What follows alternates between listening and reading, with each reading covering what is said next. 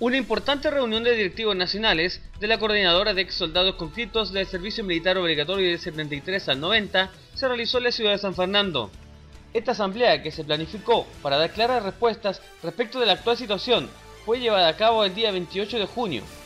El secretario nacional Fernando Mellado, el director nacional Víctor Calderón, el presidente regional de la sexta región Luis Farías, respondieron preguntas directas formuladas por el presidente de la Coordinadora de San Fernando, Raúl Valladares López.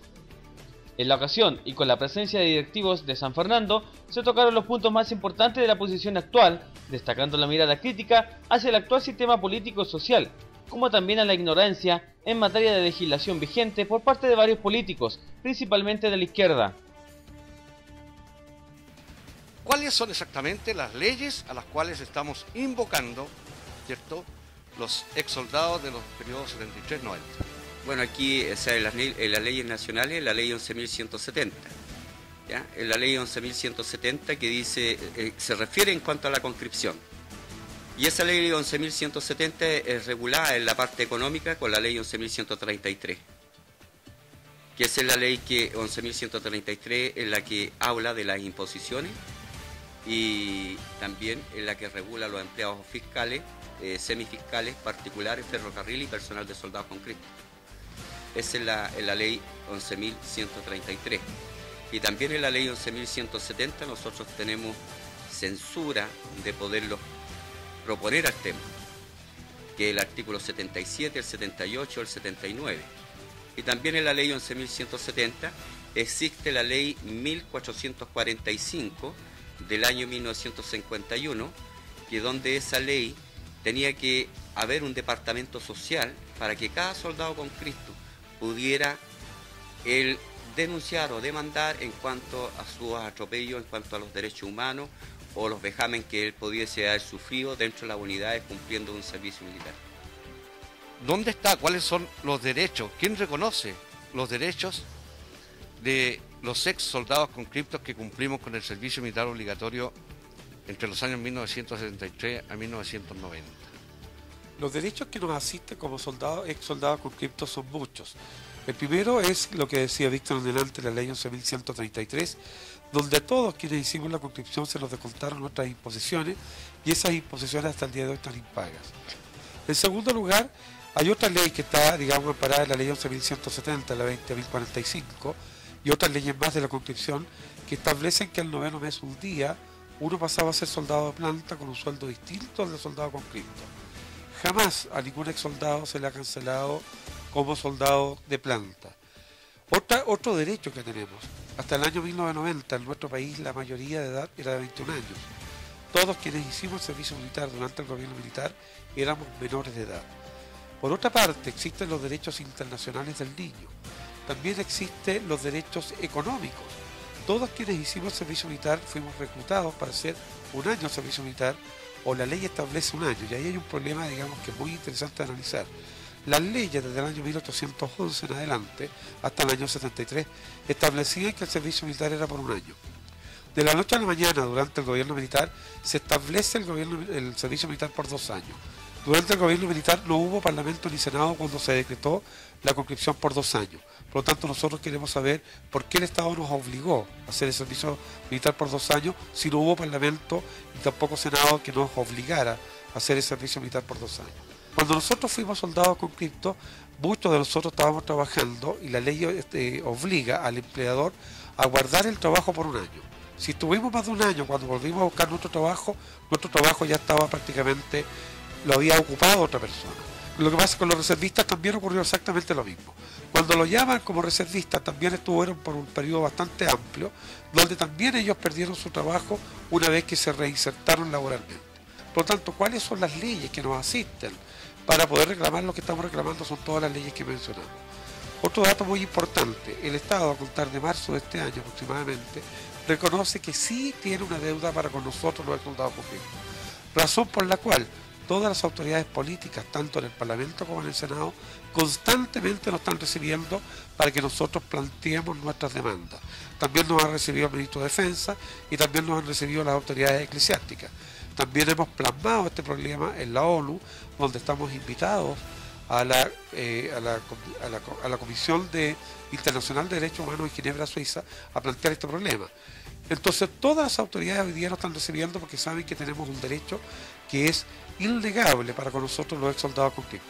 También tenemos un derecho que es muy interesante de pedirle a la sociedad, también queremos pedirle a la sociedad que nos reconozcan como soldados conscriptos y nos respeten y valoren lo que hicimos nosotros siendo menores de edad al cuidar las fronteras, al tener que hacer carreteras, donde hay mucha gente hoy día que incluso existen madres esperando alguna explicación por sus hijos fallecidos o minusválidos. Convencido de que la opción de configurar un partido político, dada la pésima imagen de la política chilena actual, sería muy factible que estos casi 1,5 millones de votos intervenga y modifique las expectativas de muchos en las próximas elecciones municipales a lo largo del país.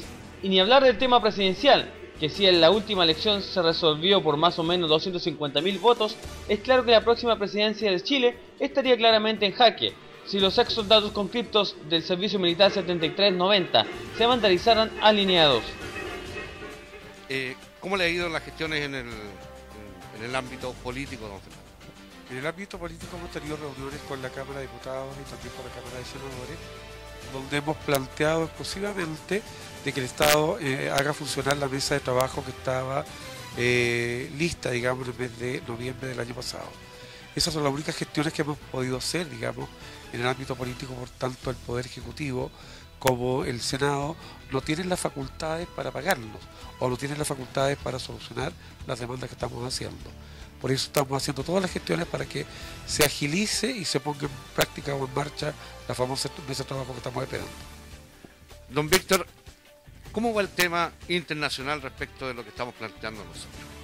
Bueno, la pregunta suya, don Raúl, es referente a un decreto supremo el 31 de agosto de 1994, que ese decreto supremo lo formula el Ministerio de Relaciones Exteriores. Don Claudio Troncoso hace un informe de ese decreto supremo a la OEA, pero este decreto supremo primero pasó por la Cámara de Diputados y la Cámara de Senado, donde se fue aprobado para mandarlo a la OEA.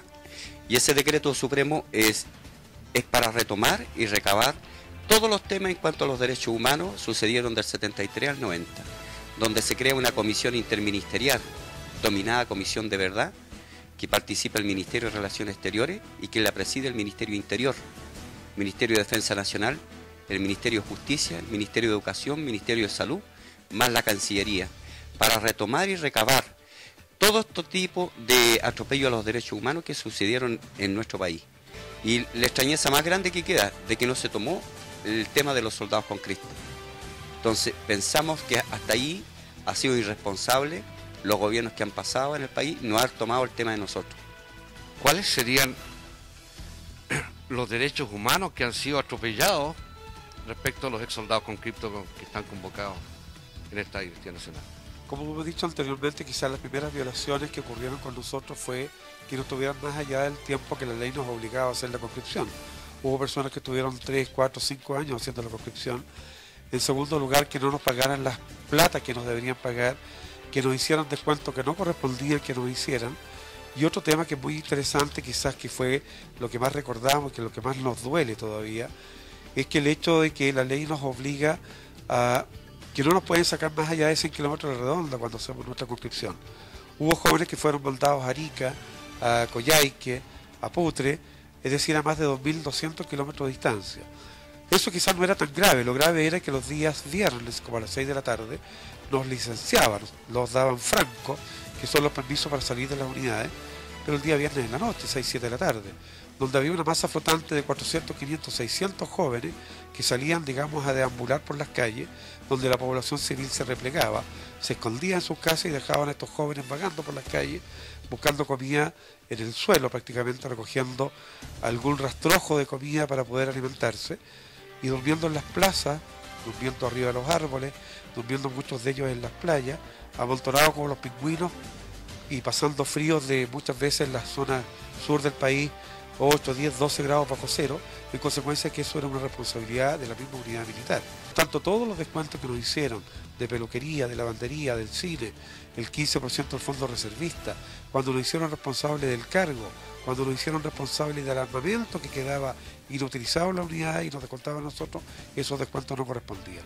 Por lo tanto, cuando usted, Raúl, me pregunta cuáles son las violaciones de nuestros derechos humanos como jóvenes, todo eso fueron y muchos otros que no se pueden contar por el artículo 77, 78 y 79 de la misma ley 11.160 que nos prohíbe hablar de todas las cosas que nosotros vivimos en las unidades militares.